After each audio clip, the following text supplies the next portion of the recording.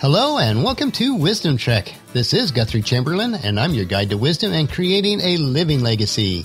Thank you for joining us for our 7-day-a-week, 7 Minutes of Wisdom podcast. This is day 129 of our trek, and yesterday we completed the 5th and final day on the Trail of Reality, which is based on our beliefs.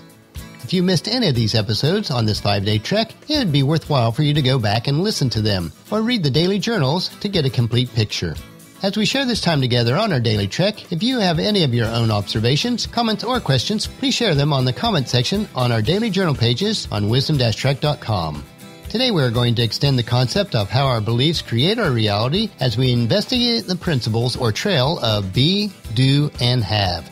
Many times we get these principles out of order and then wonder why our lives are not as we expect them to be. We are recording our podcast from our studios at Home 2 in Charlotte, North Carolina. And the weather has certainly made an abrupt change to fall. We have also had a significant amount of rain the past few days, primarily due to the hurricane that skirted the East Coast. The Charlotte area was spared from any flooding, unlike many other areas on the eastern seaboard, which we are fortunate for. Our workload this week remains very heavy, but we are taking it one day at a time. As we discussed on day 65 of our trek, the best way to eat an elephant is just one bite at a time, not to get too overwhelmed by the size of our task. It is now time to break camp for today, though, and head back out onto the trail in pursuit of wisdom, insight, and understanding that will help us to create our living legacy each day. I would encourage you to keep your eyes focused on the trail today because it is important that we follow the trail of be, do, and have in the proper order. On our way out of camp today, I want to ask you this question. Are you being the person you truly want to be?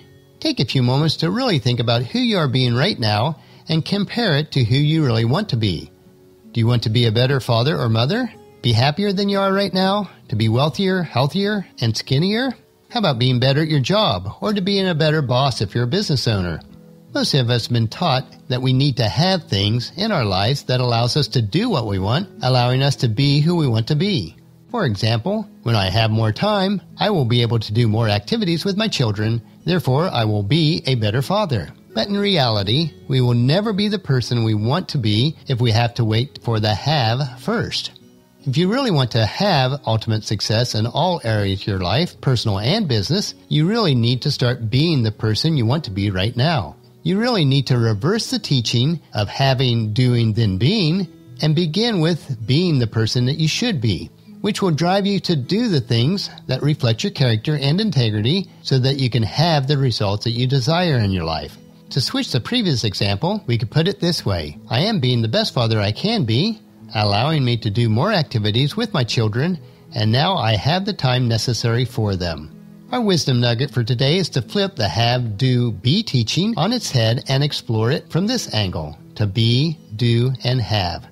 As we do examine this nugget, let's look at why this principle is so successful in reaching goals and hopefully inspire you to start living the life that you truly want today without waiting until you have everything in place before you start living the life that you really want to live. First, let's look at the have, do, be scenario, which is a trail to misery and failure. This thinking holds you back from reaching your goals. When you ask most people what they would like to have in their lives, most would reply, I would like to have more money and happiness. And when you ask them why they don't have it in their life right now, they would probably say that because they are waiting to have something first. And when they have it in place, then it will allow them to start doing what they want and being who they want. Most people believe that if they have a thing, such as more time, more money, more love, or whatever, then they can finally do a thing such as take up a hobby, go on a holiday, buy a home, or undertake a relationship, which will then allow them to be happy, peaceful, content, or in love. And people wonder why they're not happy, not doing the things that they love, and haven't got what they want in life, such as money or love. So let's flip that over and look at our trail from the be, do, have perspective, which is the trail of success. In actuality, what we're doing is reversing the be, do, have paradigm, so that it conforms to the world as it really is, as opposed to how many people think it is. Having does not produce being, but the other way around. For example, happiness is the state of mind that we choose to be in. What you choose to have in your mind will manifest into reality. As an example, when you think like the rich and adopt their habits of wise spending and frugality, that's when you can start becoming one. Then you will need to take action. That's the do part. You do it with passion and purpose, whether you get paid for it or not. As you begin to add value to other people's lives, then money, time, and love will be the natural harvest for what you planted earlier. This harvest is the have in the equation. What you have is a result of who you become and what you have done. So if you are wondering why you're not having the life you've always wanted, ask yourself, am I following the be, do, have principle? Or are you trying to do it the other way around? Start being the person that you want to be. Then make the decisions to do what this person would do. Then you will gradually have the type of life that you desire. As we continue on our trail of be, do, and have, we see down in the valley farmers working hard to harvest their crops. The farmer knows the principle of planting and harvesting. The farmer understands that he cannot have a crop in the fall without first doing the planting in the spring and being a farmer by his very nature. As Jesus' half-brother James wrote in his letter to the scattered believers in chapter 5, verses 7 and 8, Dear brothers and sisters, be patient as you wait for the Lord's return. Consider the farmer who patiently waits for the rains in the fall and in the spring. They eagerly look for the valuable harvest to ripen. You too must be patient. Take courage, for the coming of the Lord is near. And one of my favorite phrases is, you've got to be before you can do, and do before you can have. In short, you have to be a person of character and do the right things, and then you can have the things that you really desire. I trust that this principle will resonate with you and help you to keep the proper order in your pursuit of wisdom and growth. And in doing so, join us tomorrow for another day of Wisdom Trek, Creating a Legacy.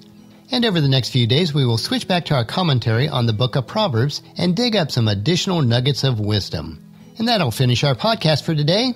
Remember to listen to your daily dose of wisdom on wisdom-trek.com or subscribe at iTunes, Stitcher, SoundCloud, Spreaker, or YouTube. And by subscribing, they will be downloaded to you automatically each day. I would really appreciate it, though, if you would help Wisdom Trek to grow by sharing Wisdom Trek with your family and friends through email, Facebook, Twitter, or in person, so they can come along with us each day. The journal for today's trek can be found at wisdom-trek.com. And I want to thank you for allowing me to be your guide, your mentor, but most importantly, your friend, as I serve you through the Wisdom Trek podcast and journal each day. As we take this trek together, let us always live abundantly or fully, love unconditionally, listen intentionally, learn continuously, lend to others generously, lead with integrity, and leave a living legacy each day. This is Guthrie Chamberlain, and I want to remind you to keep moving forward, enjoy your journey, and then create a great day every day. See you tomorrow.